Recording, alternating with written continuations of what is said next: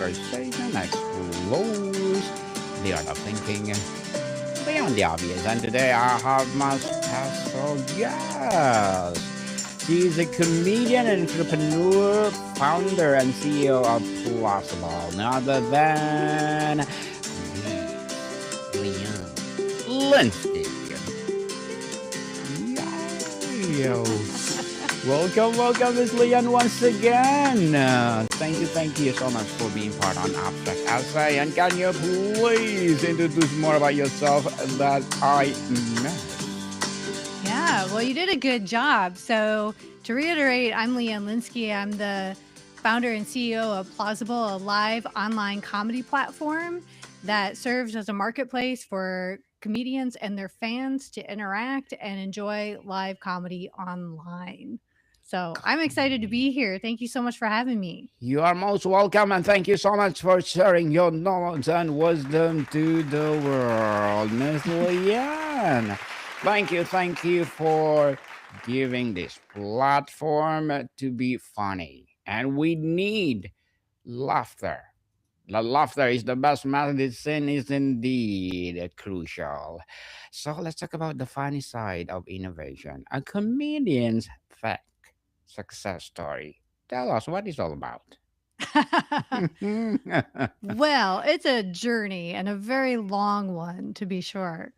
Um, yeah, I started out doing comedy back in 2001, where I took my first comedy writing class, and then I took a improv class. I fell in love with the art form, and 5 years later, packed two suitcases and moved to New York City to pursue comedy there and fully immerse myself into the comedy ecosystem. And then I stayed in New York for almost 9 years and moved to the LA area in California.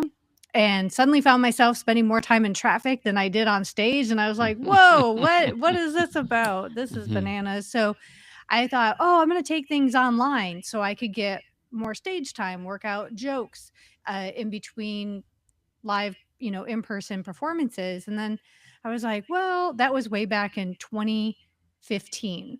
So think back to 2015, that's BC before COVID. And not many people were doing things online. I was using online platforms like Zoom and Skype for work.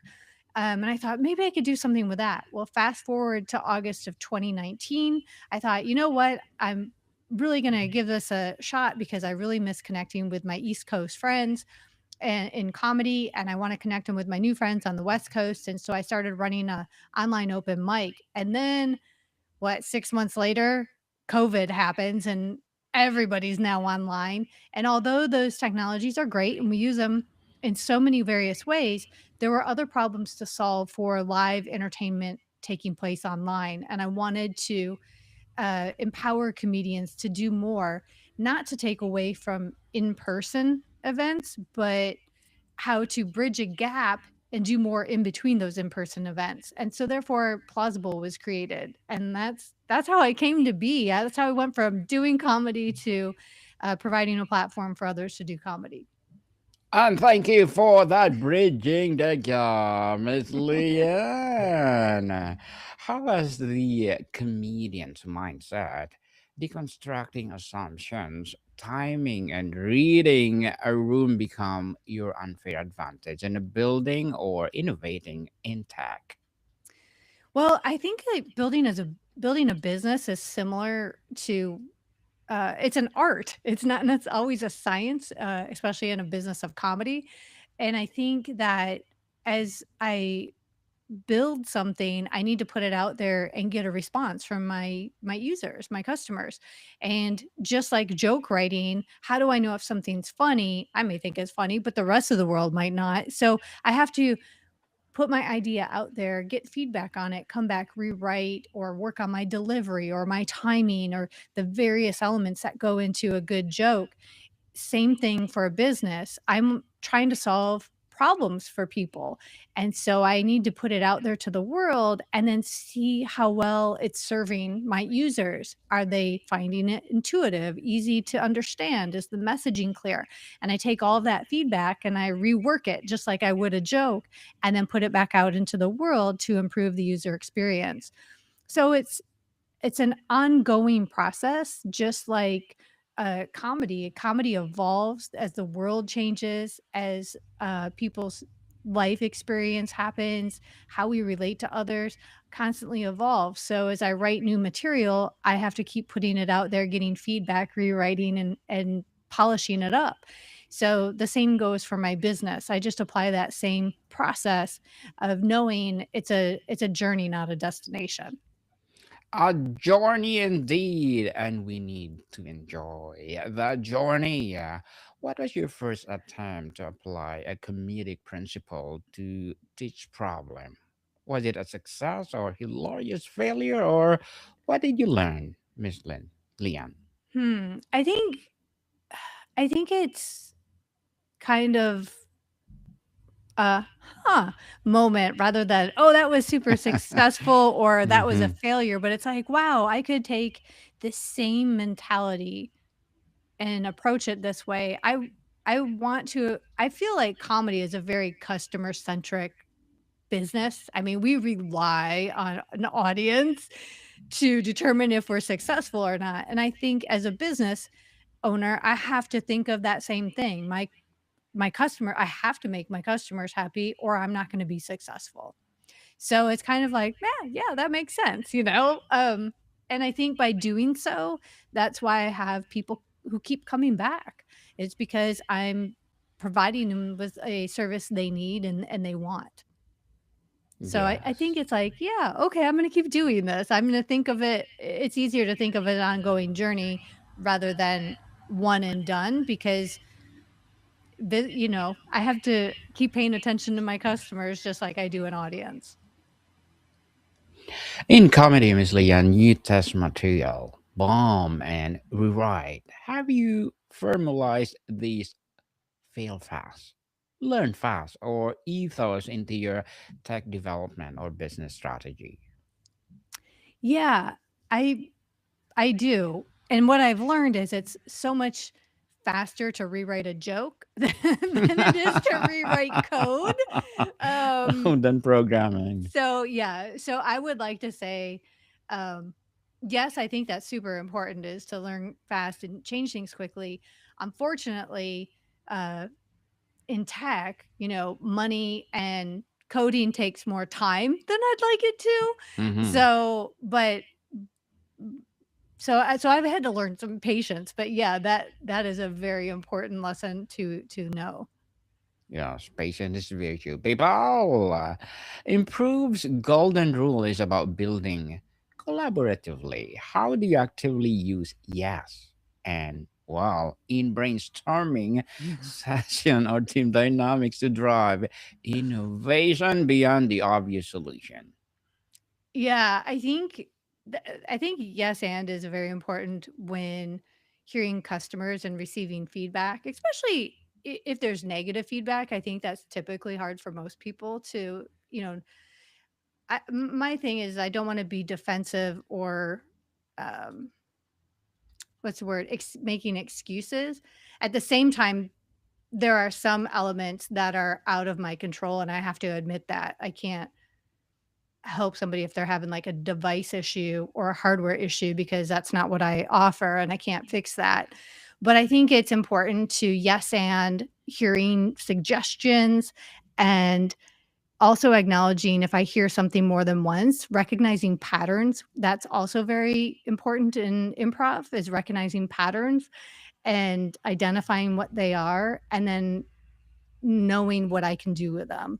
So, for instance, if I get several suggestions that are the same thing, or if I get feedback that's similar, so kind of identifying those things and being able to put them into categories to better filter them, just like I would in an improv scene. So, and I also think it's important to yes and in business, like with my development team, my designers, people like that, because this is, a business is not something that's done alone.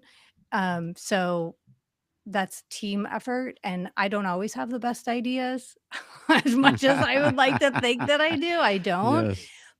I hire people who are experts at what they do, and I find extreme value in their ideas, and I often find myself saying yes and we do a lot of brainstorming and thinking and um, things like that on problem solving. So yeah, it's really important. It's really important. Yes, go higher with smarter than you people and learn from them. Yes. Not a competition, not a competitor. Seriously, and comics are keen observers of human behavior. What's one the absurd human habit or fiction point you observe that directly inspired a tech solution? Hmm. Um, well, I think before COVID, obviously, I I noticed that people are always searching for ways to get stage time and to work out new material. Um, and so just paying attention to how people are always like their questions, especially newcomers, are how do I get a gig? How do I get into an open mic? How do I get that? And then obviously, as the internet has become more popular, watching people Google search things like, how do I find things near me? How do I get directions to something? So if people are doing those things online, people adapting more to mobile devices, things of that nature, it makes sense to me to to have some answers there for them and have solutions there for them because that's something they carry with them everywhere.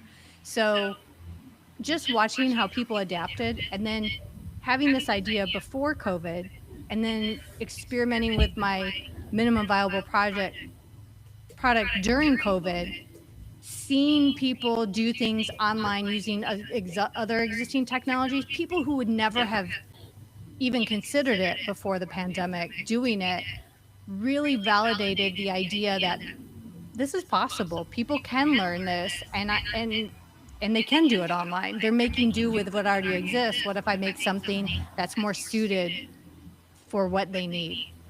So so I kind of paid attention to all those different elements along the way. Yes, those elements for sure are very crucial on culture and communication. Miss Leanne, high pressure tech environments are ripe for stress. How do you use humor as a strategic tool to diffuse tension, foster psychological safety, and keep teams creative during crisis? So I think because I'm working with a team that I've worked with for some time now, it makes it easier. I think the better we know people, and um, I think it's important to do that. I mean, people respond probably more. I would respond more positively with humor and that kind of Yes. attitude than I would a negative attitude or you know anger or meanness. Obviously, I think there's sometimes where things are kind of stressful or maybe come from a place of frustration. Yes. And I think, I would like to say that I always use humor, but we're human, right? Like that's not always the first tool we pick up.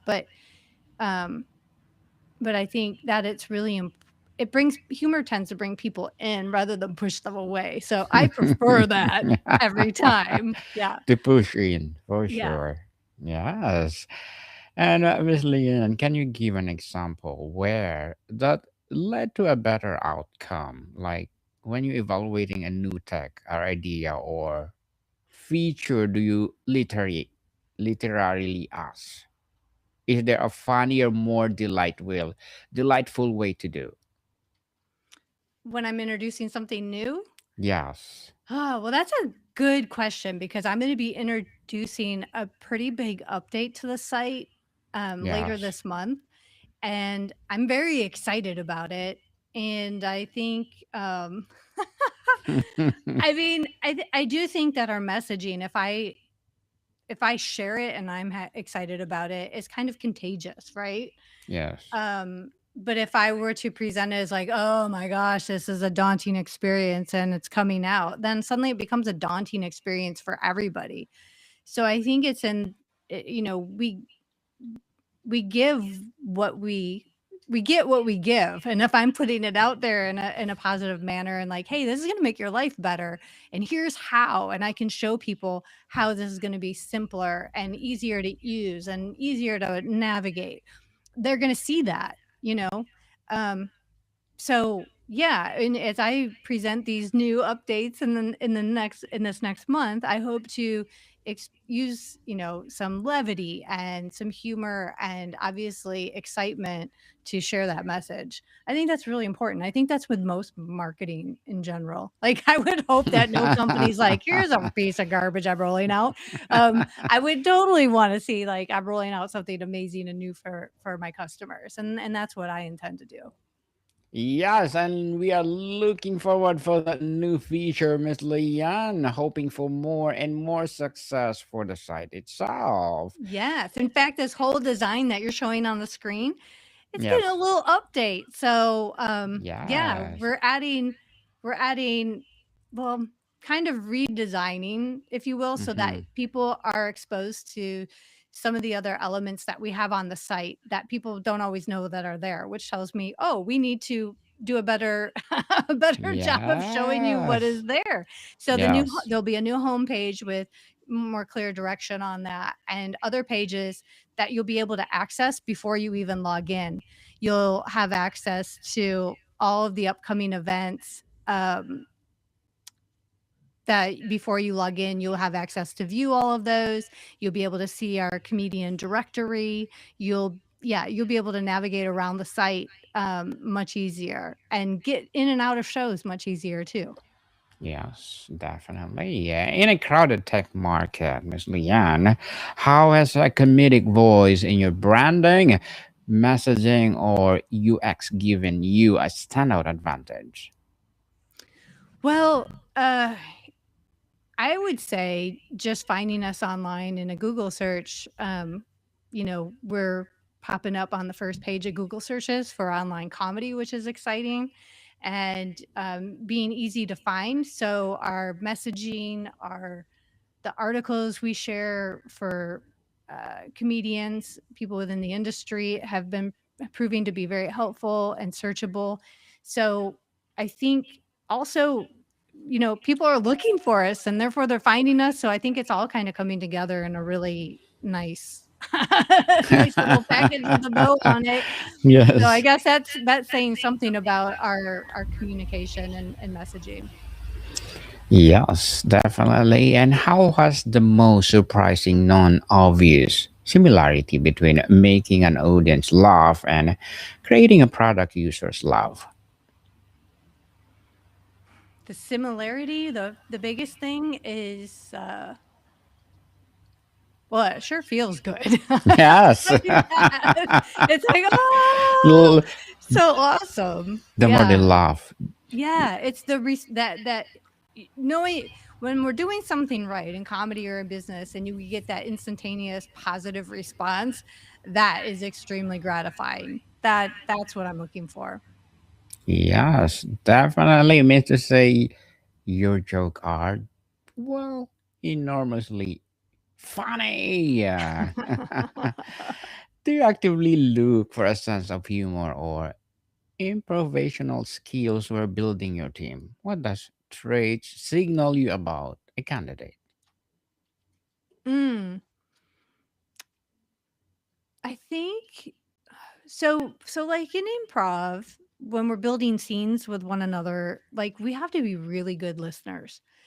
And I think when I'm bringing someone on the team or someone joins a team, I think it's really valuable that the person is paying attention and is present because a lot of our correspondence, if we email or if we direct message each other throughout the day or as in meetings and we're talking, being able to be present and really listen and understand a problem or communicate a solution, vice versa, is important. And without that, then it's probably not a good fit, you know? And like Yes. you can't like this is not an independent, like a one person deal. It's a group effort. And so in our meetings, having people who participate and are thoughtful and giving consideration is a tremendous help.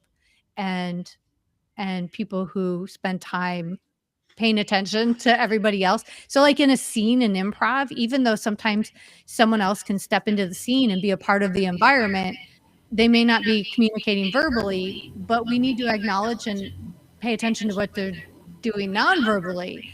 So especially in tech, not all of our customers talk to us, but they communicate in different ways, how many times they log in, or if they send us an email or reach out, or they're not coming back. Like those are all methods of communications we have to be paying attention to. And so having team members who are able to do that and recognize that is really super important. What's one piece of a comedic wisdom or exercise you would prescribe to a traditionally serious tech founder or CEO to unlock more creativity? Hmm, that's a good question.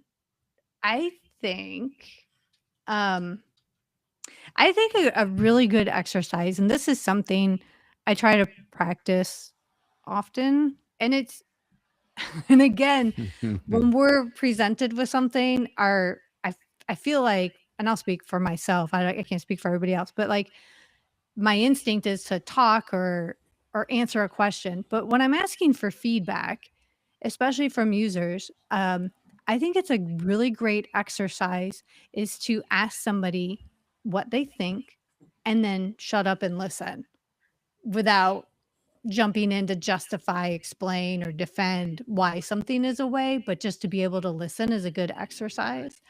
Um, and I think we all benefit from that because I for me, that's a skill that needs practice and to just be able to ask for somebody's opinion and then not have a judgment on it Yes. is really helpful. And it's an art in itself, right? Yes. Yeah, because even in comedy, what we're doing is we're getting on stage, we're putting out all this art we created, and then we're getting all this feedback. And unless we want to engage with hecklers or do crowd work, we're really not having a conversation with the audience. But we kind of have to take that feedback and not say anything directly about it, right? So Yes. in business, it's similar. It's like I have to listen to that kind of feedback and then process it and go back and make my product or service better.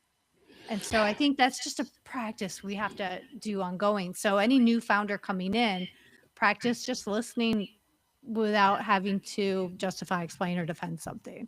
Yes. Practice make you perfect, people. That's right.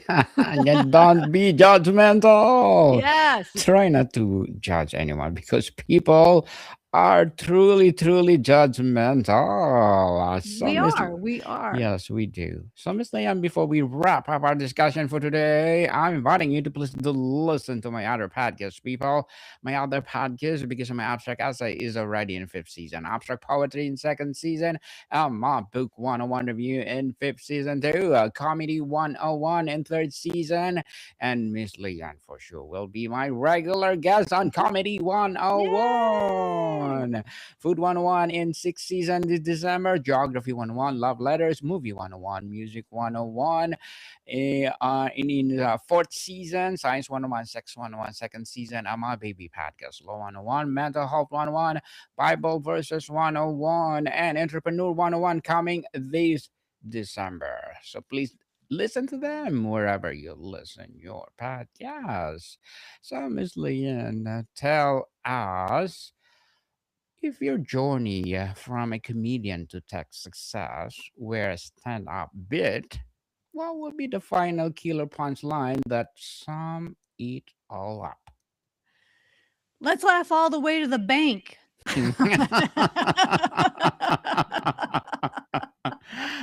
like it. I like it. That's Yeah, awesome, Miss let's go Leanne. there. Yes, that's awesome. And again, I will give you this laughing.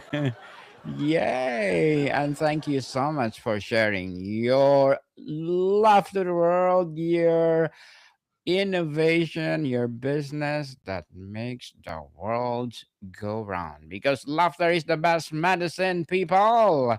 Yeah. And again, Miss Leanne, thank you so much for being part on Abstract Essay.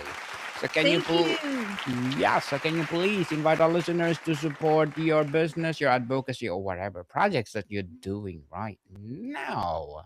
Yes. Come to plausible.com and create your free account. Check it out. Check out a free online show, open mic, podcast, class, or whatever it is you want to do. There's also ticketed events on there. But check it out and also stop by in a couple weeks when we have an all new site. Woohoo! Yes, we are so excited for that, Miss Leanne.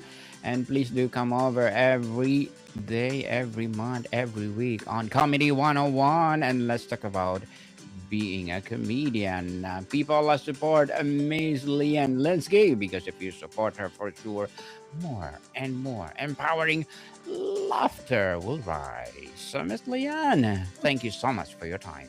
Thank you. More to come, people. See you soon.